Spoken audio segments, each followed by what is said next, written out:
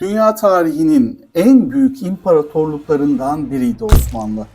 Tam 3 kıtada kudretiyle hüküm sürdü. Osmanlı'nın izleri ise hala pek çok ülkede yaşıyor. Örneğin İtalya. Çok şaşıracaksınız ama Avrupa'nın göbeğinde, İtalya'da bir Yeniçerinin heykeli bulunuyor. Hatta bölgede yaşayanlar bu Yeniçeri'ye duydukları saygıdan ötürü her yıl Osmanlı kıyafetleri giyip Türk bayraklarıyla törenler düzenliyor. İyi de neden? Çocuklarını Türkler geliyor diye korkutan İtalyanlar bir Yeniçeri'yi neden bu kadar sevdi? Yeniçeri Balaban Hasan'ın hikayesi Beyond TV'de. Balaban Hasan, Osmanlı ordusunda yer alan sayısız Yeniçeriden biriydi. Yaşıtlarından çok daha iri ve güçlü olması nedeniyle büyükleri ona yırtıcı bir kuş olan Balaban lakabını vermişlerdi. Diğer Yeniçerilerden ayrılan en büyük özelliği ise pek çok Avrupa dilini rahatlıkla konuşabilmesiydi. Bu nedenle Balaban Hasan Osmanlı ordusunda istihbarat subayı olarak görev yapmakta, Viyana, Berlin ve Roma gibi pek çok düşman şehrine kolaylıkla girip çıkabilmekteydi. Bu sayede düşman ülkelerin askeri durumları hakkında Osmanlı Devleti'ne önemli bilgiler sağlıyordu. Balaban Hasan görevi sırasında Viyana Kalesi'nin zayıfladığını, derhal Viyana üzerine bir sefer düzenlenmesi gerektiğini, eğer hemen bir sefer düzenlenirse şehrin kolaylıkla düşebileceğini bildirmek için aceleyle İstanbul'a hareket etti. Avrupa'daki vaziyeti anlatmak için Merzifonlu Kara Mustafa Paşa'nın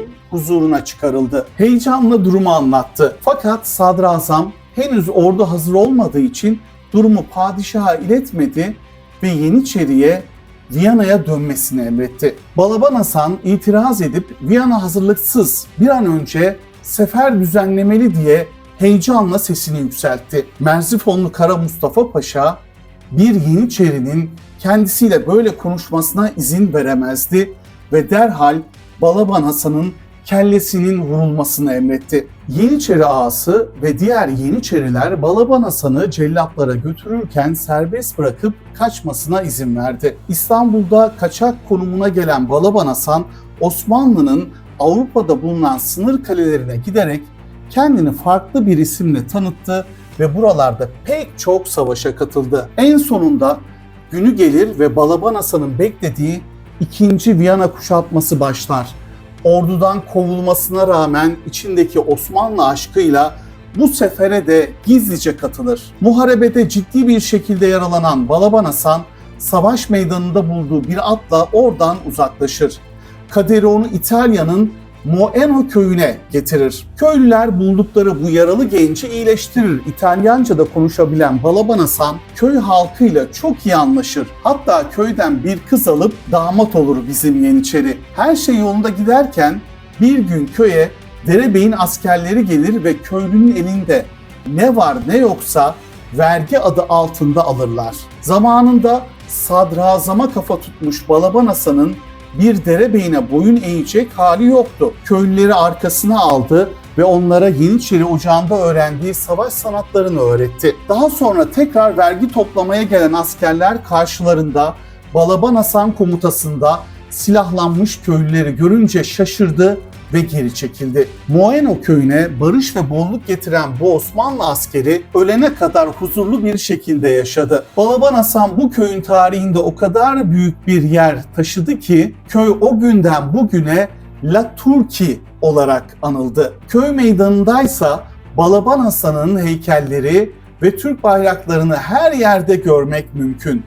Tüm bu olayların üzerinden 336 yıl geçmesine rağmen bu köyde bulunan insanlar Balaban Hasan'ın soyundan geldiklerini ve Türk olduklarını iddia etmekte.